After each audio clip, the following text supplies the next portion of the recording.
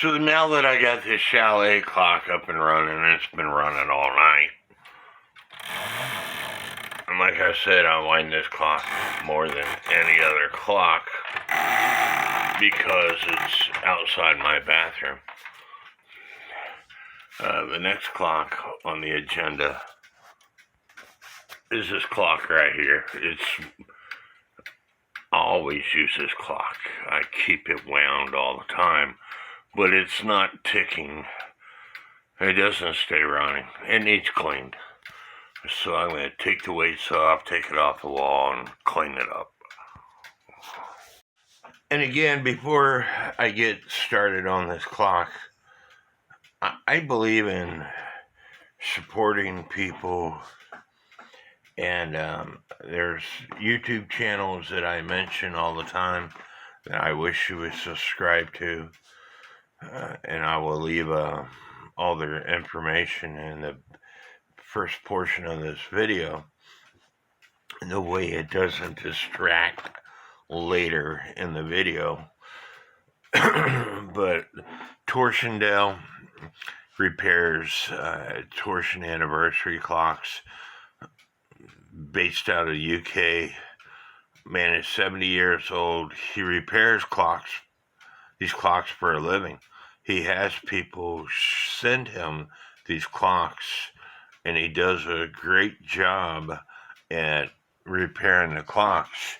He's one of my group experts. He's my group expert for torsion anniversary clocks, and I asked him to make a couple of videos, and I talked him into creating a YouTube account, and so he posts these videos for free, showing you what to do to repair your clocks. Just Michael Anderson. I can't talk enough about all these folks. Mike does a great job at repairing clocks, not just cuckoo clocks, but other clocks. He does a fantastic job. He has got a lot of clocks, and he repairs clocks that I don't repair. Cheryl Adair's repairs. Again, she has only been repairing clocks for about a year, but she takes the time and studies the clock. She will make little drawings of the time side train and of the strike side train and of the chime side trains. And in doing so, she's studying the clock. And before she even starts taking the thing apart, and then she'll take pictures and stuff. She does a lot of history. Anyway, I could go on and on about how well these people are, and I don't want to mention all the people, but Time for Clocks, he does a great job at the history of clocks. I really like his repairs on Japanese movement, Shikosha, Seiko clocks. He does a lot of in-depth studying on the history of the clocks. Time for Clocks with Matthew Reed, How to Repair Pendulum Clocks with Matthew Reed, or Reed's Repairs. Again, based out of the UK, he repairs clocks for a living. He, back during COVID, he did a live video with all the people that were in his chapter. He makes parts just like Derek Torsiondale makes parts for clocks. Lots and lots of knowledge. Even if you don't have that type of clocks that they repair, you would learn things from watching their YouTube videos. So please subscribe to their channels. But anyway, let's start talking about this clock. I bought this clock off of Marketplace. I paid like $20 for it a few years ago. I take off the hands. Been hanging up on my wall. It's a 8-day clock. Got my container for the parts. Hour hand just pressed on. Anyway, I love this clock. It's one of these clocks that I like winding all the time, and I want to see its UW Urgos movement, and it strikes on a bell.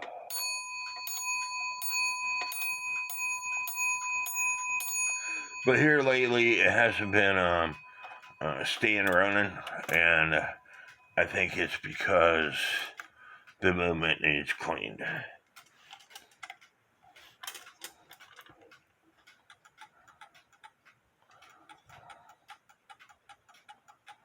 So I'm gonna take the chains off. To get the movement out, you just undo these thumb screws, and the movement will slide out. I'm probably gonna have to take the bell off in order to get the movement out.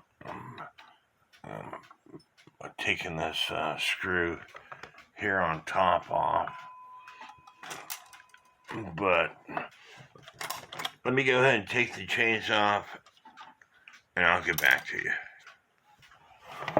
Now I took the bell off, and I took those thumb screws off, and this box is stuck, and that's because the movement has got two tapered pins that holds this movement onto this case. There's a tapered pin here and a tapered pin over here, which was already coming out, but there's a tapered pin over here, and so if I take that out, I should be able to take the movement out.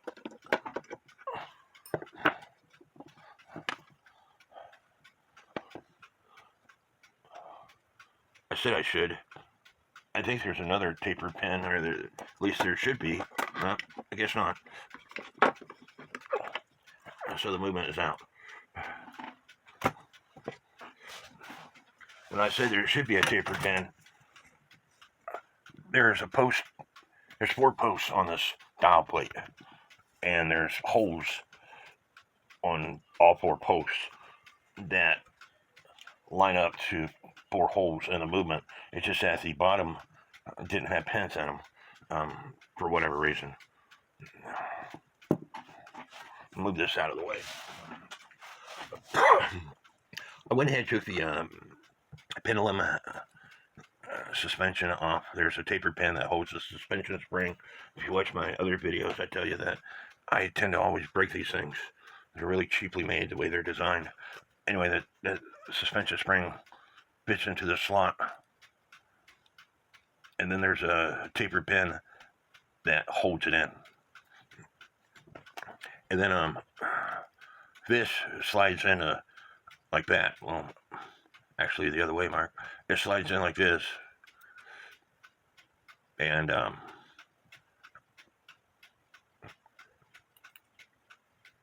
this is what the pendulum hangs on.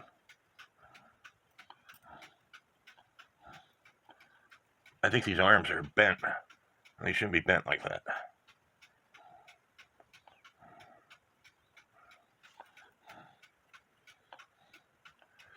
As it has to be able to rock back and forth. So anyway, you want to take pictures of this thing all the way around to make sure that you know how to put it back together correctly before you take it apart.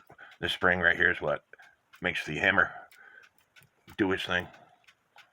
But I'm gonna go ahead and take pictures, and then I'll get back to you. I don't need to do a function test because the thing was working when I took it off the wall, other than it would stop. And so I'm going to go ahead and start taking it apart. There's little E-clips to hold the rack on.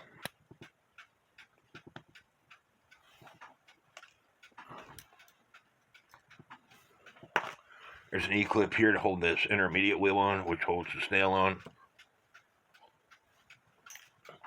The snail comes off. Intermediate wheel comes off. I'm not taking this apart. And there are little E-clips that hold the gong lever on. And it's really tiny E-clips. Now that it's off, I should be able to maneuver this thing around and to take it out, which I can. It's got all these grooves in it, and you just gotta twist it until you get it to the right position to take it out. Which I had it out.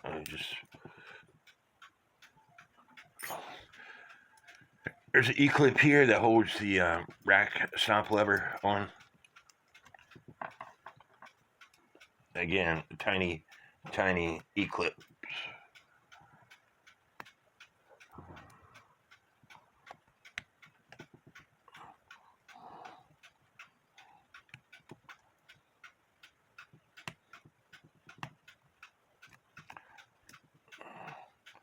And that's why I use magnetic screwdrivers. They help you prevent parts from going to no man's land.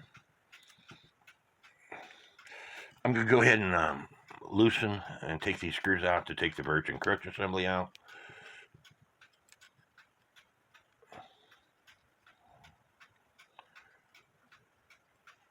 If your clock was working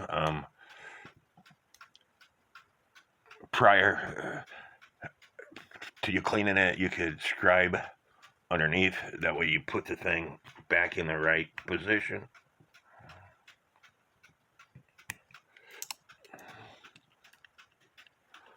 But if you forget, you just have to understand how this assembly works. There's oblong slots on this side, and it probably is on this other side. And that way you loosen the screw, you lift it up and down to get it to where the pallets are going in and out of the escapement wheel properly without the escapement wheel skipping teeth. Now this should be a clutch type system, which it is. That way you can adjust the birch, put it in beat.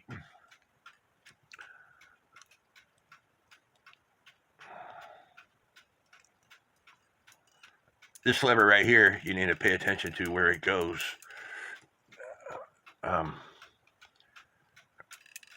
This is what trips, as the minute hand rotates. This is what starts the clock in action. One of these levers is longer than the other lever. This is the hour, and the shorter lever is the half hour, which moves this lift lock lever up, which in turn lifts the rack stop lever up, just like on a cuckoo clock. So now I'm going to put my feet on, movement legs on, and take the nuts off, and I'll get back. If you don't have these legs, I suggest that you get them. However, for years, I never used them. I used a big roll of masking tape, where I got that plumbing fixture right here that I used. This plumbing fixture here, I always used that, or a bowl when I first started out. However, these make it handier, and so that's what I use. As you can see, my plumbing fixture is just holding flashlights and stuff these days. But if you're going to get these, make sure that you get the ones that the slot is over halfway. They make different ones, and where the slot isn't over halfway, when you go to tighten these things down, they will come off on you. And so I didn't buy these. A friend of mine gave them to me. And when possible, use a nut driver or a wrench. Don't use a pair of pliers to take nuts off, as pair of pliers will slip and you'll mar up the nuts. And so my son bought me this toolkit that I've showed this in other videos. It's actually for computers because of all this other stuff, but it's got a demagnetizer in it. It's got all the parts that you would never need. Um, most of the tools that you would ever need. On this side, there's other tools that I never use. Again, it's made for computers and bones, and this is to take bones apart. You can get them at Wish. You can get them all over the place. It costs you less than $10. I use it all the time. One of the best gifts my son ever gave me, and he's given me some awesome gifts before. I had a shirt that he gave me for Christmas, or my birthday one, that I get comments all the time on. Anyway, it's off this because I didn't take the gathering cam with gathering pin off. This is going to create issues, so I'm going to need to take it off so it doesn't create issues. So the easiest way I found to take these things off, use a pair of tweezers, stick it underneath, and just start pushing forward.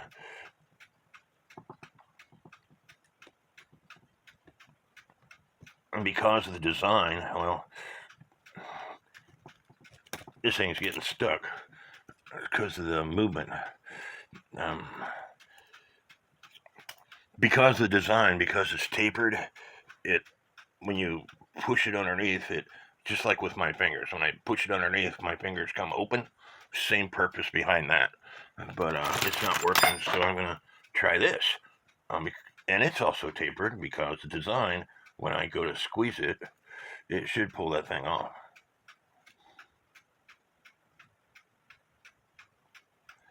Which it is. And now my tweezers should finish the job.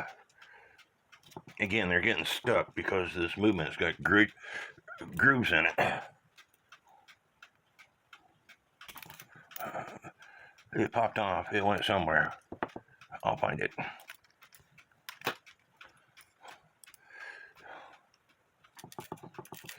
Anyway, I should be able to take the movement off now. The plate off.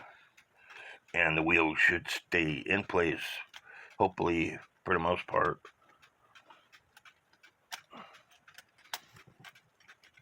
I lied. This other great wheel is stopping it. I took pictures, so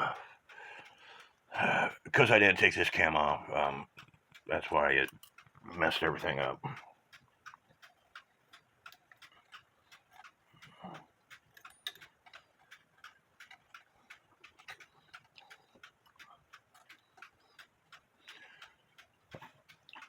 And so everything's falling apart.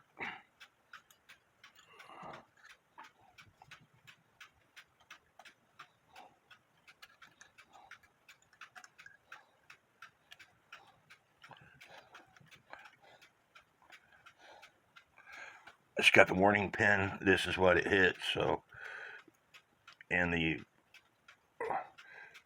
third or fourth wheel warning pin is always next to the governor pin. And so, if you need to, you take another picture straight up and down. Anyway, I'm going to take this parts apart. I'm going to put them in my cleaner, and we'll get back to you. I got my cleaner set. I always set it to 35 degrees Celsius. I find any hotter, it's going to discolor your movement. Any colder, it's not going to do a good enough job. And always start at 5-minute intervals. If there are a protective coating on the movement, if you put it in for 5-minute intervals, it should remove the protective coating on the movement.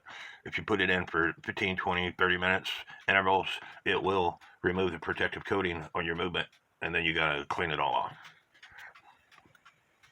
Plates and chains are they've already gone through the cleaner.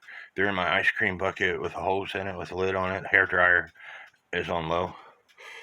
I was checking out the great wheels. This great wheel here versus this great wheel here, this one turns really easily. There's no slop in it, but this one turns harder.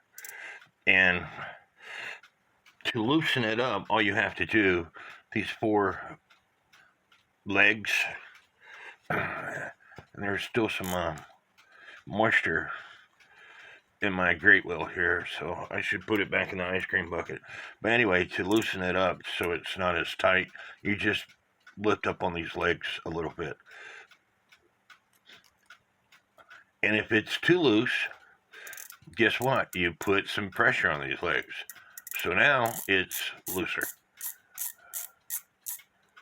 If it's too loose, like I said, you put some pressure on these legs. I got it a little bit too loose, so I'm going to put some pressure on these legs just by putting my pliers underneath, giving it a twist, and it's going to put pressure on those legs. So now it's not too loose, and it's easily turned.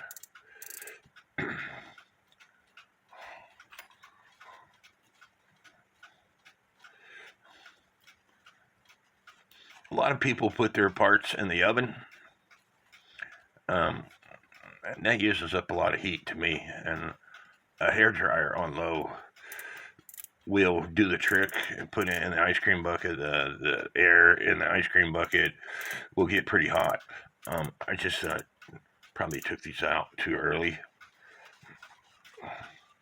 but inspecting all the parts is all I'm doing.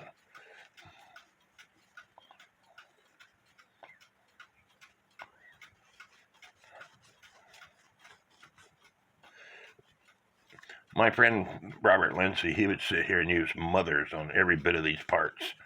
And when he's done, they're going to look brand new. But I don't want to take that kind of time to do that. And when he's done, his clocks tick away just fine. But again, I don't want to take the time to do all that.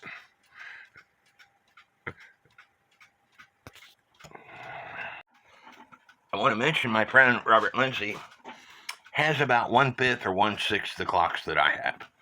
So he has time to do what he does. And I told him, keep it manageable.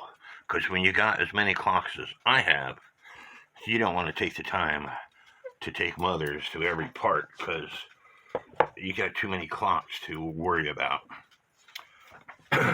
Now that the movement is out of the cleaner, with a toothpick in my drill, because I'm lazy, I'll put it in the hole, turn the toothpick drill on, and clean up all the holes. Because I told you, and I said this before, and I'll keep on saying it, an ultrasonic cleaner will not get all the hard to reach spots. And you see this toothpick?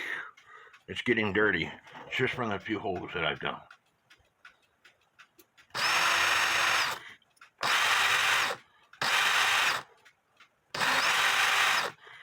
And turn the movement around and do the other side to make sure that you got them all and that they're to your satisfaction. I didn't do the other plate, and I'm going to continue doing that off camera.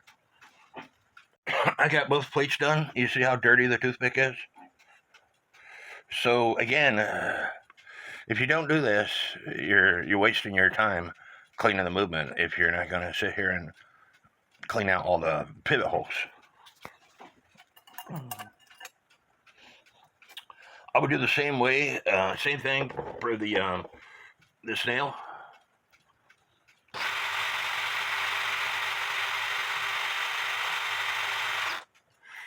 And whatever other parts, such as this rack. This rack has to drop freely. A lot of people will sit there and put drops of oil on the post that this rack fits on. The only oil, whatever, goes round and round and round. If it doesn't go round and round and round, you don't put oil on it. Because the oil is not going to... it's not needed.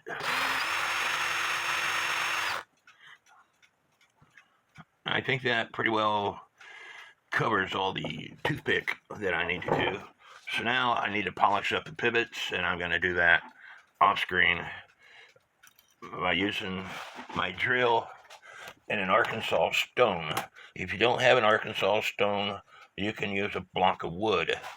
An Arkansas stone, here's an Arkansas stone right here that my friend gave me. It's not abrasive, all right? I can sit here and file my nails all day long, and it's not going to file them. It's not abrasive. If you use a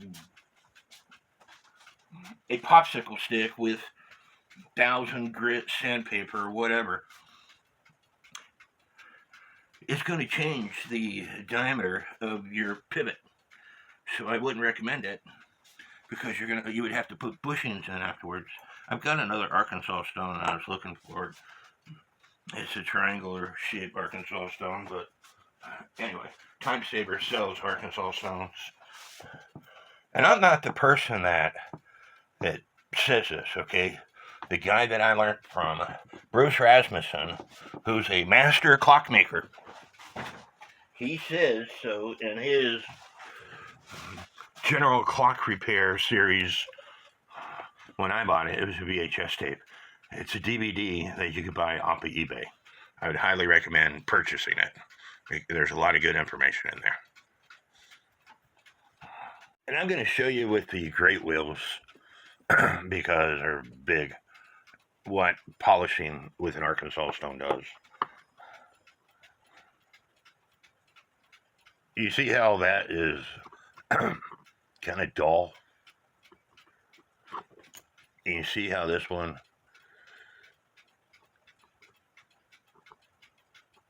or maybe it was the other one. Anyway, that's what it looks like now. And I'm going to stick in my drill, polish it up with the Arkansas stone.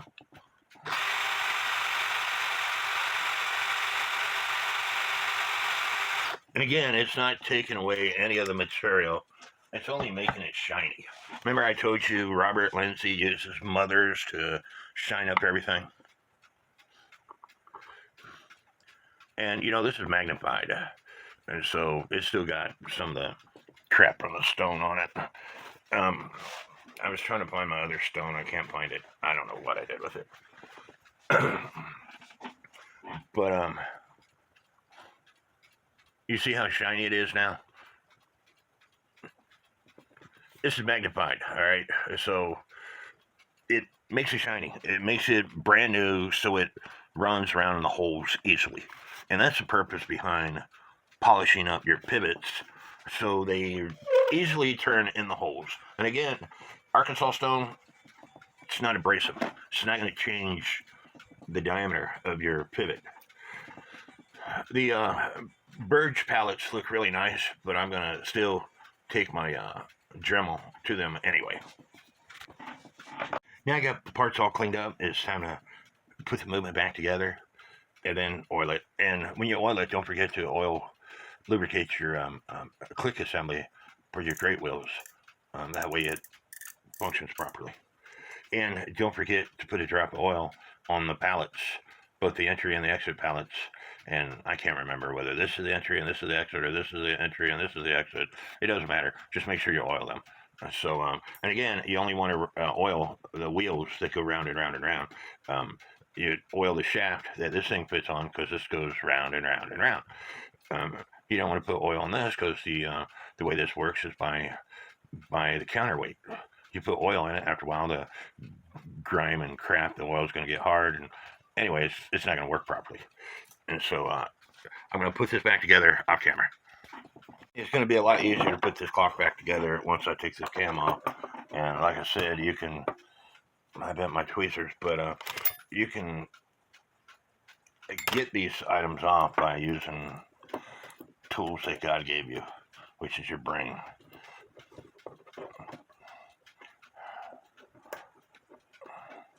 Because of design.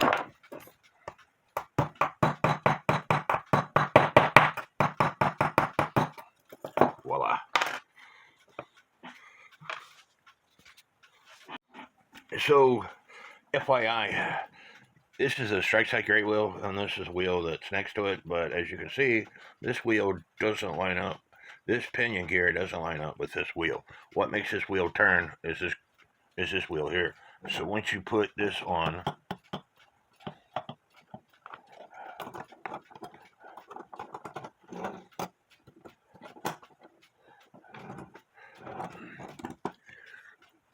this pinion gear here lines up with both great wheel and this wheel next to it, so they both move. I just don't have it all the way in to show you. You see that? And that's because of this pinion gear here. Anyway, I need to finish putting the movement together. Let's say, and I've got, this is my video where I showed you the movement apart. But let's say you don't have very good pictures. And I've got another video that explains a pinion gear or a lantern gear matches up with a wheel. So let's say you don't have very good pictures, and this wheel here, it's got to do with the hammer, because this is what makes the hammer go. But let's say you got these wheels left here. This wheel here has got to do with the warning pen. So it can't be that wheel. So you got these two wheels here.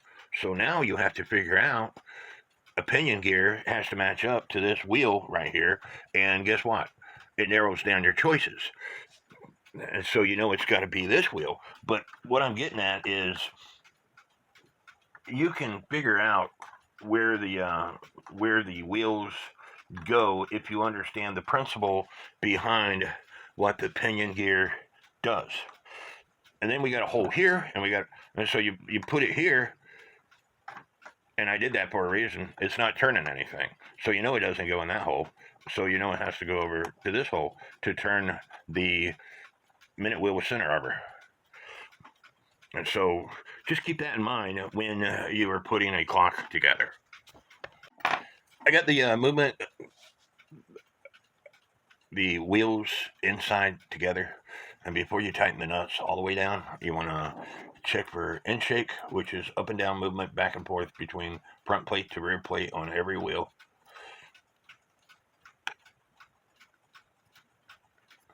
To include the great wheels, everything has to have end shake.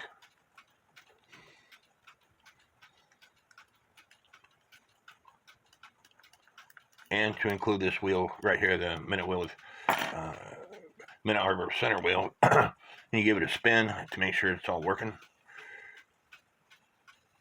You can check for bushing wear. Like I said, the clock was working just fine. I don't think it has bushing wear, so to speak of. And because it's an 8-day clock, 8-day clocks, they're not like 1-day clocks. If you watch my video on me servicing that chalet cuckoo clock with the Oompa players, I showed you that the escapement wheel had a lot of back and forth movement in the bushing, but they're lenient on bushing wear. Out of all my cuckoo clocks, 1-day cuckoo clocks, modern 1-day cuckoo clocks, a 30-hour cuckoo clock with thicker plates with count wheel movement, totally different story. But modern 1-day racket style cuckoo clocks, they can have bushing wear because the plates are thinner. And so a lot of people say, well, you got to replace bushings and stuff in 1-day cuckoo clocks. No, you don't. I've only had to replace one out of all my cuckoo clocks. So anyway, I'm happy with that. I can go ahead and tighten the nuts down, and then before I put the rest of the parts on, I'm going to go ahead and oil the pivots.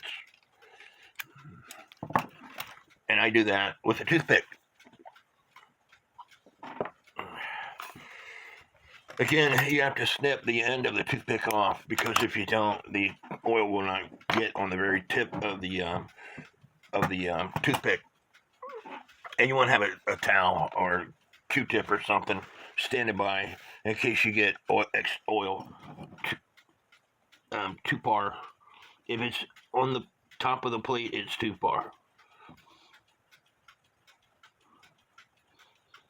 And it only takes a minute drop of oil.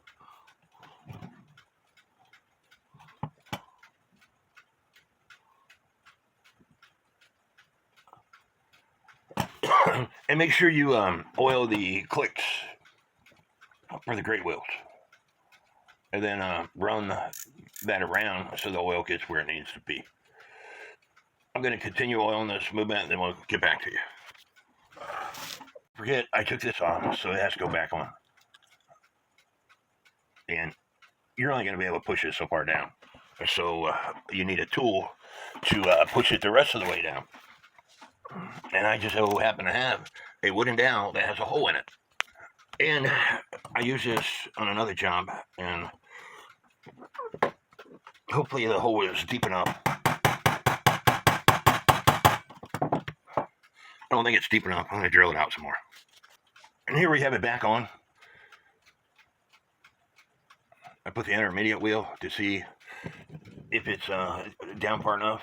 But the true test is when I put this part here on, which hopefully I can put on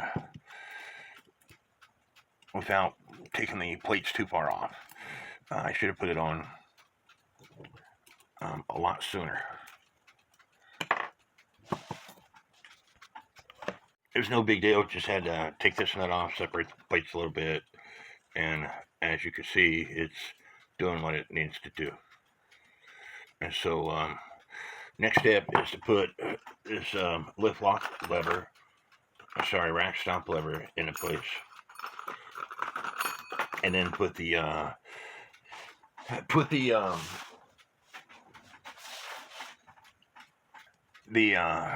come on, Mark, thing.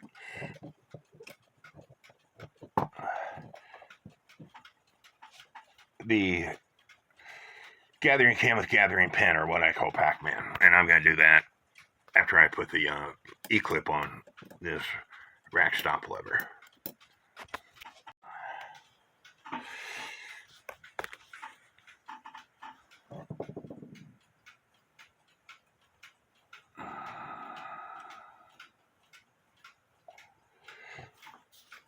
I still have to put the E-clip on here and put the snail on, but I just want to show you. Again, when it goes into warning, when this rotates, it's going to lift the lift lock lever. And when it's done lifting the lift lock lever, it starts to strike. And the gathering pin is lifting the rack while this tab is holding the rack. And so it lifts, drops. Lifts, drops, lifts, drops, lifts, and then this tab catches that notch on the gathering cam with gathering pin, which stops the clock from striking. So if your gathering cam with gathering pin, if your Pac-Man hole is worn out, it's going to continue to strike because the Pac-Man is going to spin on that shaft just like it was doing a while ago.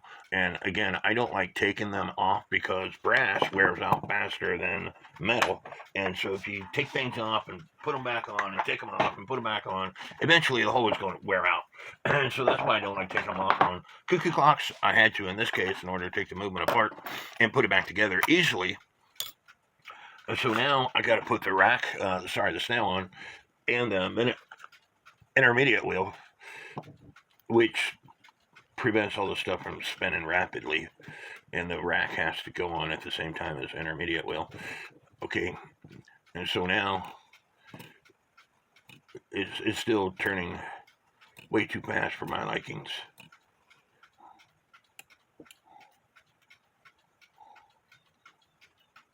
So I need to figure out what's up with that.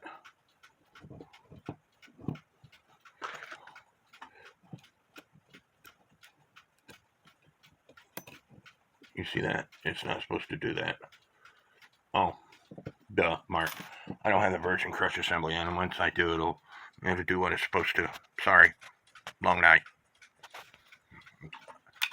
I didn't sleep that well last night. I went to bed around 11, woke up around 3, and been up ever since, and it's 9 o'clock in the morning.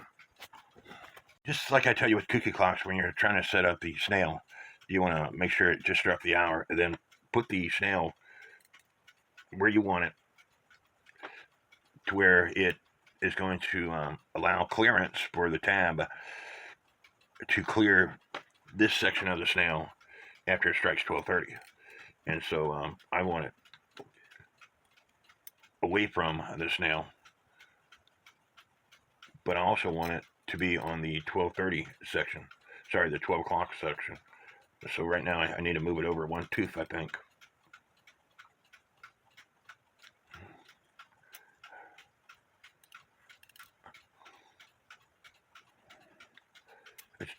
It's hard to see. You don't have very good eyes. I think that's where I want it. So now I'm going to put the clip back on the intermediate wheel, which holds the snail in place. And trip it to make sure that this tab goes directly in the middle of the notch on the rack. If it's on the teeth, on the edge of the teeth, or if it's not directly in the middle, then you need to adjust this lever right. This right here is for the 12, and I'm going to go ahead and mark it so I know, so I can show y'all what I want to show you next. If it's not falling directly in the teeth, you can move this piece right here, and you're supposed to be able to move that piece right there. In some clocks you can. This is not allowing me to move it, and I'm not going to mess with it. And so anyway, if it's not falling directly in the notch, your pin might be bent, but you're supposed to be able to move this piece right here to adjust it to the proper tooth mark. So anyway, this is going to strike 12 if I turn it the right way. 1, 2, 3, 4, 5, 6, 7, 8. That's a lot of pressure on my thumbs. 9, 10, 11, and 12, and it stops. And so as I rotate this wheel, it's going to strike the half hour.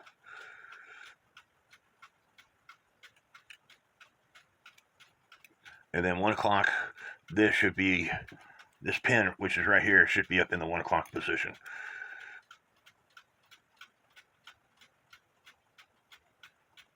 Which it is. 1. So I'm happy with that. Now I need to put the virgin crutch assembly on and the hammer. We're getting there. Now initially, when you put the virgin crutch assembly on, you want to push this thing as hard as you can to see if the teeth are going to skip. Because if you don't have this adjusted right, the teeth will skip.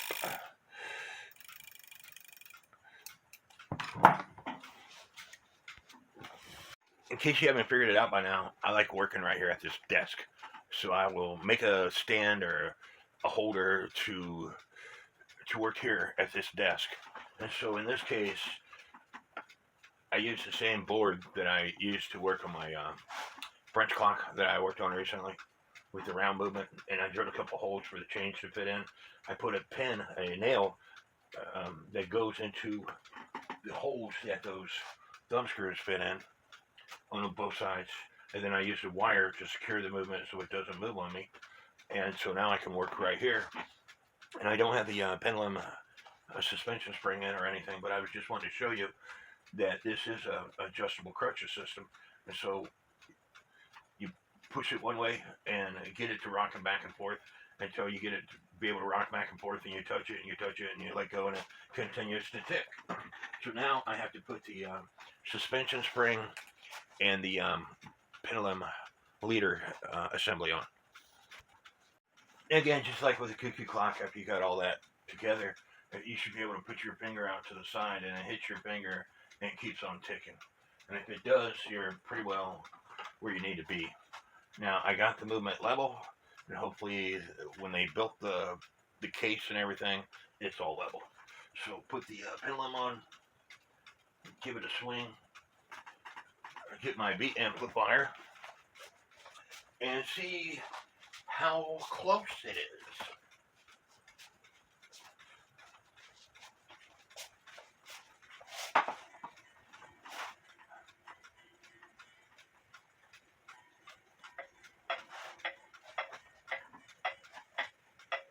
Sounds pretty dang close to me.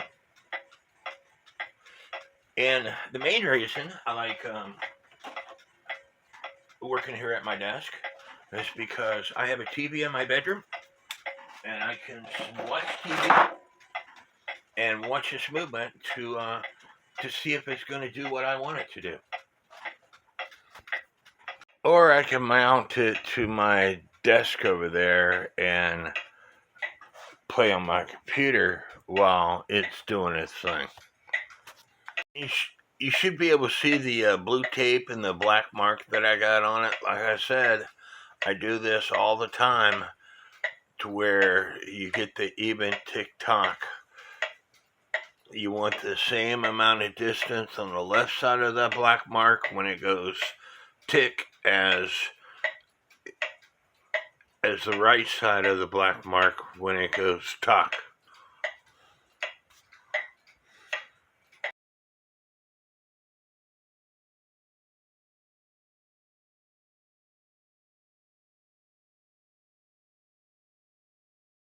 I told you when I took this thing apart that the rear pins weren't in.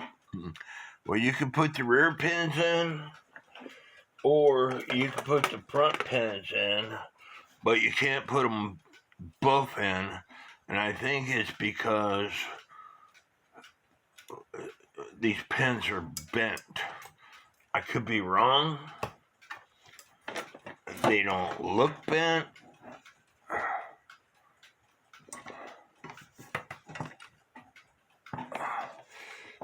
But instead of trying to straighten these pins out, what I'm going to do is drill out these holes a little bit.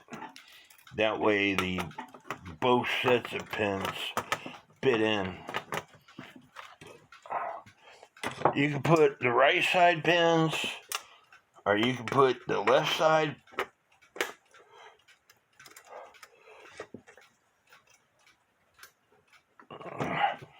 Sorry, you can put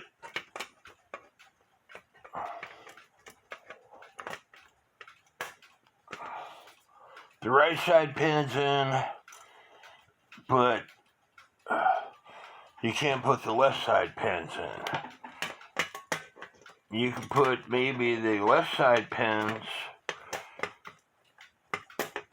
but you can't put the right side pins in. Anyway, I'm going to drill out the bottom two holes just a tiny bit so all four pins can go in.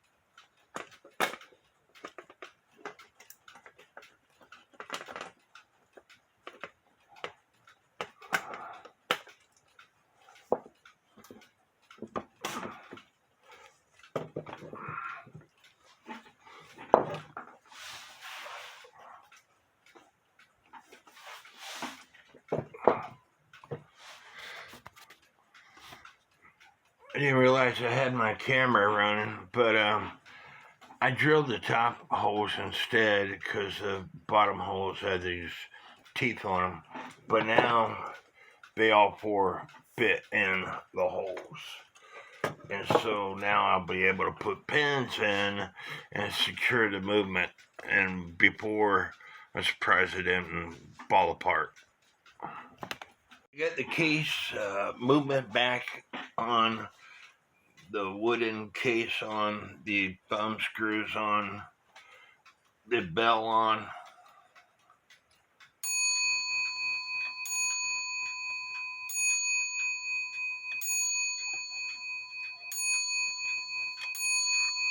Now it's time to put the chains and hands on. I already got one chain on, but I'm going to show you how to put a chain on when the movement's already in the case. This is big enough that you can reach inside and find out which way it ratchets. In this case, it ratchets clockwise. So what you do is you grab a hold of the chain and you drop it down into the appropriate hole, which in this case is going to be the far right, and you kind of lay the chain on the wheel and then you start ratcheting it. If you have it in the right spot, this section of the chain is going to start going inside the movement, and you only do a couple clicks and then you tilt the clock, do a couple more clicks, tilt the clock, do a couple more clicks, tilt the clock, and then you should be able to ratchet it so the chain comes down in the bottom of the clock. And hopefully it's going in the bottom of the clock and not over other wheels and stuff. It's down. I just gotta grab something to, cause I don't think they're metal chains. I think they're brass chains. Let me find out real quick. If they're metal chains, the magnet's gonna move it. Brass chain. And so grab something, stick it up the hole, and pull the chain down the hole. Like so. Now some clocks have got a big washer in between the hook and so many chain links up the chain. They would have a washer, and that big washer would prevent the hook from going inside the case. But other clocks, like this clock, doesn't. But the hook itself is big enough and just barely big enough that it's not going to go up inside the case. But if you wanted to add a washer, so many links up, you can on both the hook and the washer at the bottom. You would add count like maybe 5 links up and put a washer in the middle. But I'm not going to do that.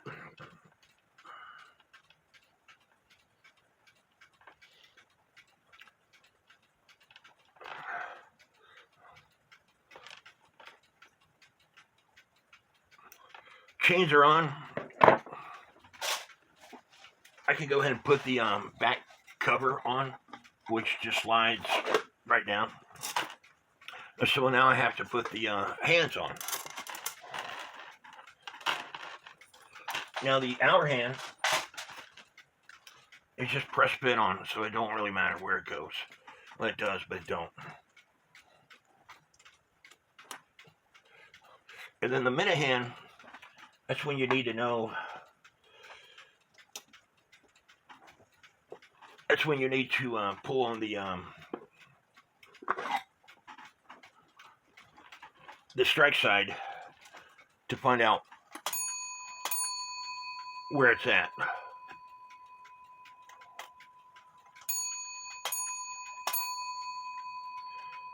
I think that was 3 o'clock, so we just move the hour hand over to 3, and the minute hand will take it off and stick it up on the hour, and you see it's off. So I'm going to rotate the hand while putting pressure on the chain.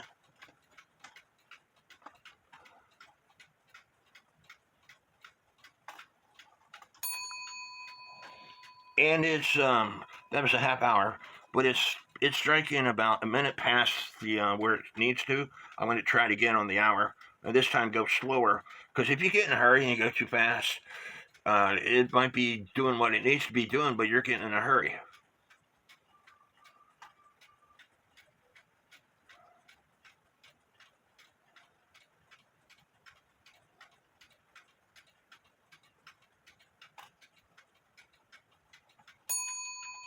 Again, about a minute past, which is no big deal because with the newer style hands, you can actually rotate them. If you have a screwdriver that will fit in this hole, it's best to use a screwdriver. But if you don't, you can grab a pair of pliers and gently grab a hold of this bottom piece in the back. I say gently. You need to have a good pair of pliers. And then rotate the hand backward just a little bit. Stick it back on the clock to see if it's where you want it. And I think that might be good. So I'm putting the nut on.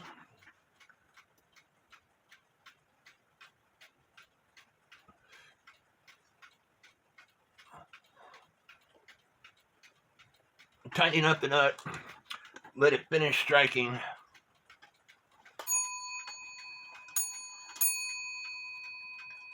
And then rotating the hands to see if I'm happy where it goes off.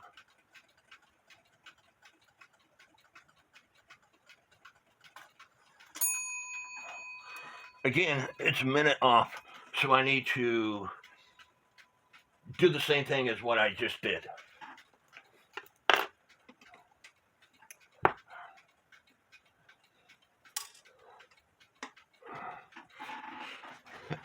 Because this is a square, which most of them are, some of them are slots. I take that back. Some clocks are square holes, some clocks are slot holes. I would need something square to put in there to rotate that. And so I'm going to see if I can find something.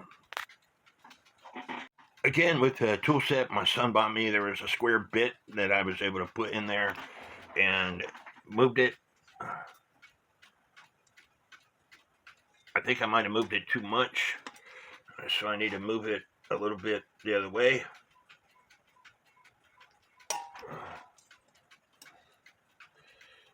I went way too far that time. It takes some getting used to of what you're doing.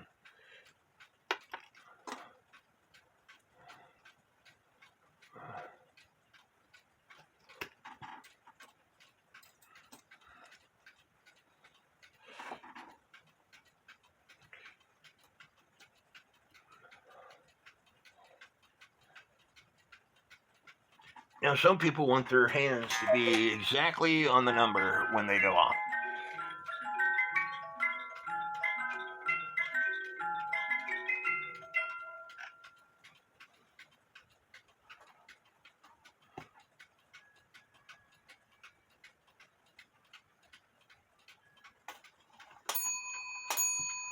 I'm still about 30 seconds off. So I'm going to adjust this more and I'll get back to you. I think I have it adjusted pretty dang close now.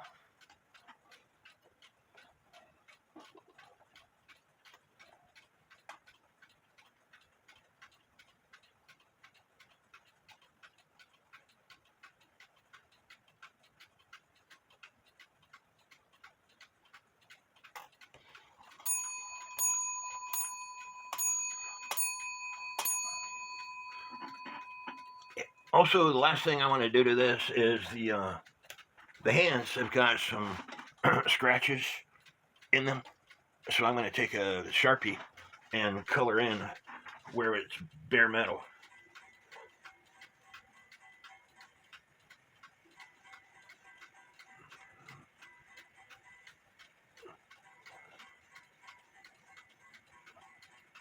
Next thing to do to this clock is hang it on the wall. I had to take it back off the wall because somehow it got out of beat. But I just wanted to show you this tag. It shows that it's a Froehlich Clayton clock. The weights are marked 1700, so I'm assuming that's 1700 grams. One is 1706 grams, and the other one is a little less than 1700 grams. It's 1691 grams. And so I'm going to put the heavier one on the time side. As you can see, it's taken away. As you could also see, I have a piece of blue tape on my wall that I use to tilt the clock one way or the other to get the even tick-tock from this center line here. And this is an inch, and that's an inch.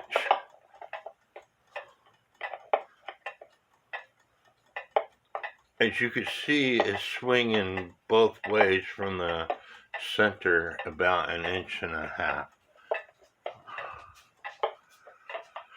So I hope y'all enjoyed this video. Please leave me some comments. Please hit the thumbs up. Please subscribe to not only my channel, but all the other channels that I've mentioned. And may God bless each and every one of you.